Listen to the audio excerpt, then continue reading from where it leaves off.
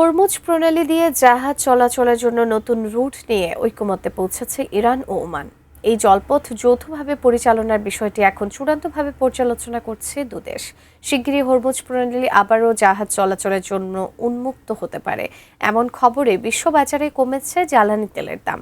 এদিকে ইরানের সঙ্গে চুক্তি চাইলেও সামরিক পদক্ষেপের হুঁশিয়ারিও দিয়ে রেখেছেন মার্কিন প্রেসিডেন্ট ট্রাম্প।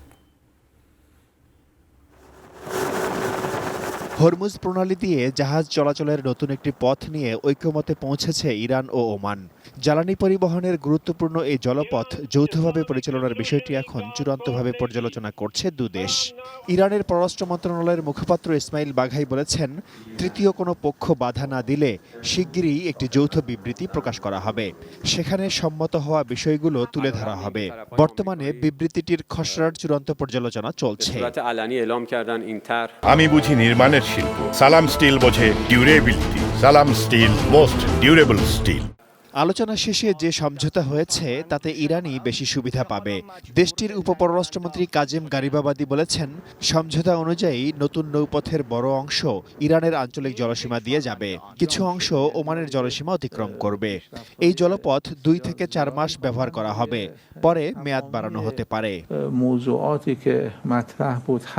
এদিকে হরমুজ প্রণালীতে জাহাজ চলাচল স্বাভাবিক করা এবং চলমান উত্তেজনা কমাতে জুন মাসে হওয়া প্রাথমিক সমঝোতার হালনাগাদ সমঝোতা স্মারক তৈরির কাজ করছে যুক্তরাষ্ট্র ও ইরান। দুদেশের মধ্যে বার্তা আদান প্রদান এবং পরোক্ষ আলোচনায় অগ্রগতি হয়েছে বলে জানিয়েছে মধ্যস্থতাকারীরা। অন্যদিকে লাস ভেগাসে আয়োজিত এক অনুষ্ঠানে মার্কিন প্রেসিডেন্ট ডোনাল্ড ট্রাম্প বলেছেন, তিনি ইরানের সঙ্গে সামরিক সংঘাতে না গিয়ে একটি সমঝোতায় পৌঁছাতে চান। তবে ভাইস প্রেসিডেন্ট জেডি ভ্যান্স বলেছেন, ইরানের সঙ্গে চলমান আলোচনা জটিল এবং এতে কিছুটা সময় লাগবে, তবে শেষ পর্যন্ত একটি সমঝোতায় পৌঁছানো সম্ভব হবে বলে আত্মবিশ্বাসী তিনি।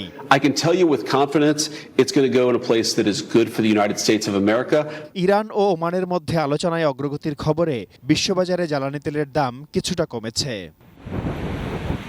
Shaon Mahfuz, desk report, ATN news.